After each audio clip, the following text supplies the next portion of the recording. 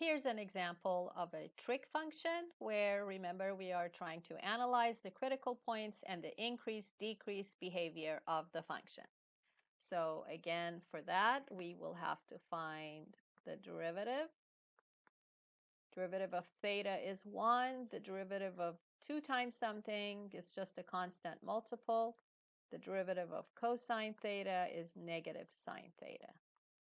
So g prime is 1 plus 2 sine theta. And we are only interested in the interval from 0 to 2 pi. The function is continuous everywhere there and differentiable everywhere there. The only place where you would get a critical point is where g prime of theta equals 0. So we will have to solve this trig equation. It's a pretty simple one. You just have to isolate your sine theta. So for that, we will subtract 1, then divide by 2, and you get negative 1/2.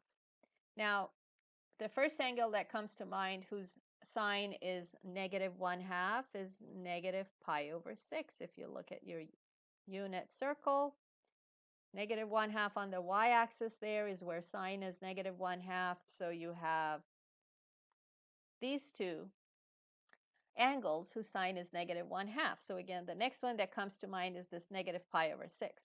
But that's not between 0 and 2 pi. So you have to give the angles, we call them, remember, coterminal angles, that end up at the same place, but are between the values of 0 and 2 pi.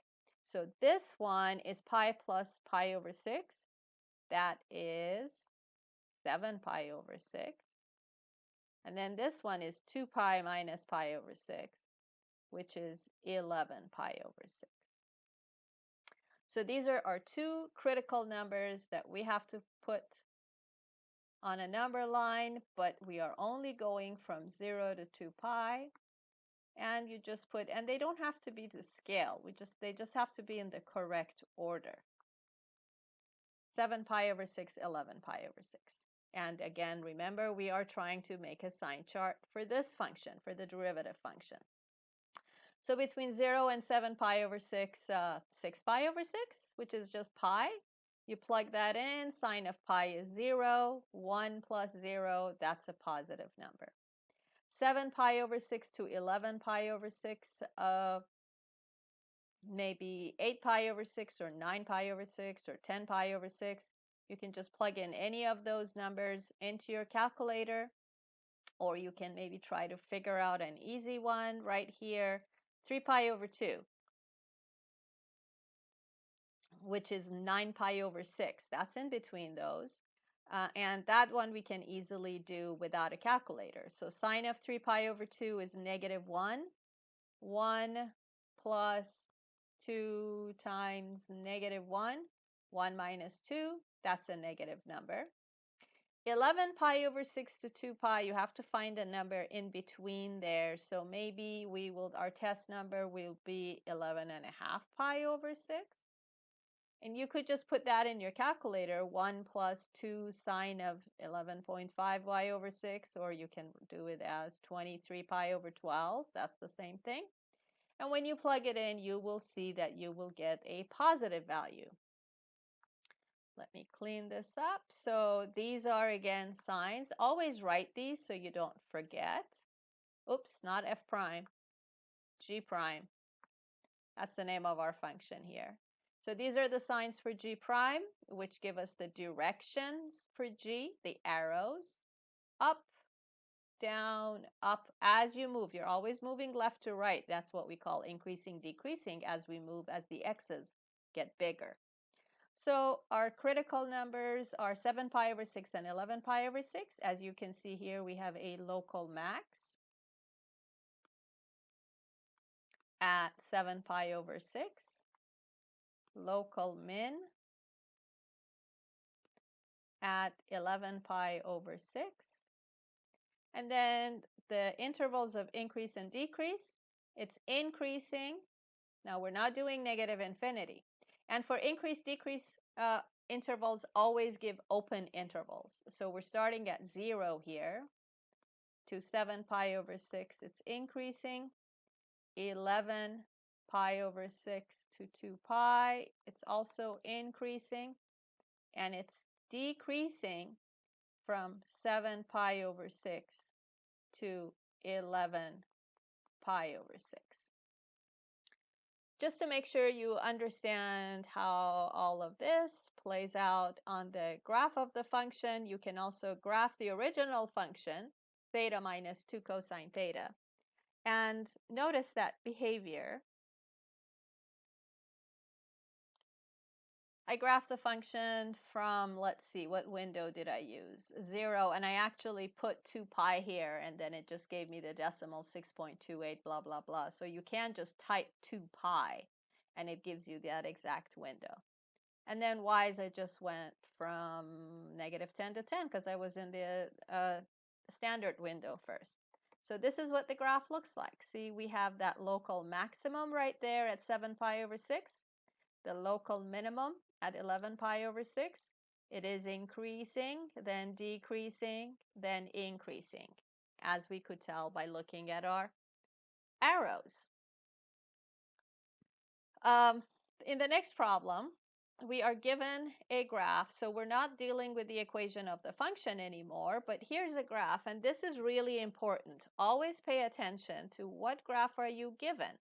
We are given the graph of the derivative of the function. See, your brain wants to translate the information assuming this is the graph of the function, and it's going to try to tell you that the function is, oh, it's decreasing, then increasing, then decreasing. But that is not the case, because this is the graph of f prime. So to find out where f is increasing or decreasing, we'll just do the same thing we've been doing in our other problems, where we make an arrow chart for f by making a sign chart for f prime. Here's the graph of f prime.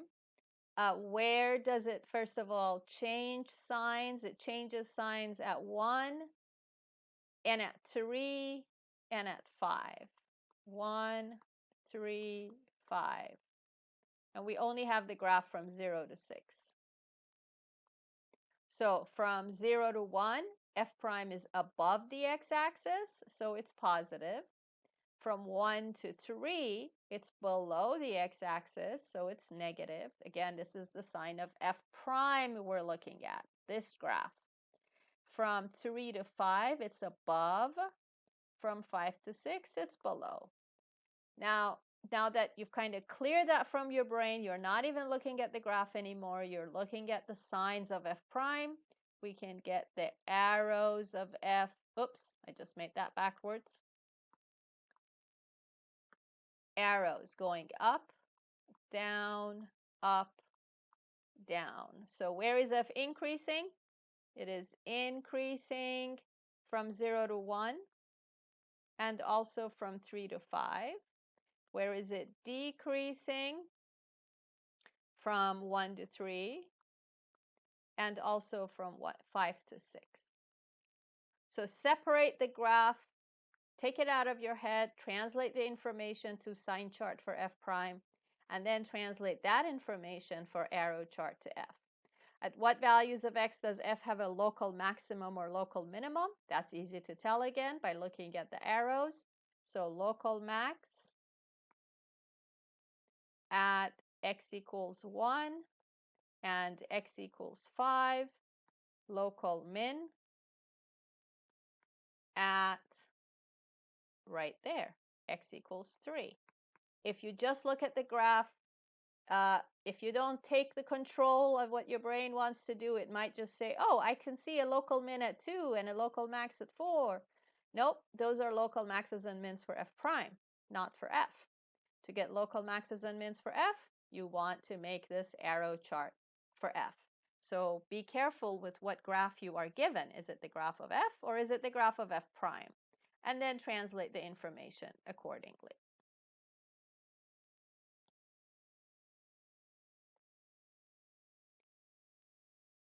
Oops, I just looked back and realized I messed up my notation right here. Do you see what's wrong with that? I have either too many parentheses or too few parentheses to make that right. So the correct notation is just 7 pi over 6 to 11 pi over 6. That's the interval from 7 pi over 6 to 11 pi over 6. So these extra parentheses are wrong. Please make that correction.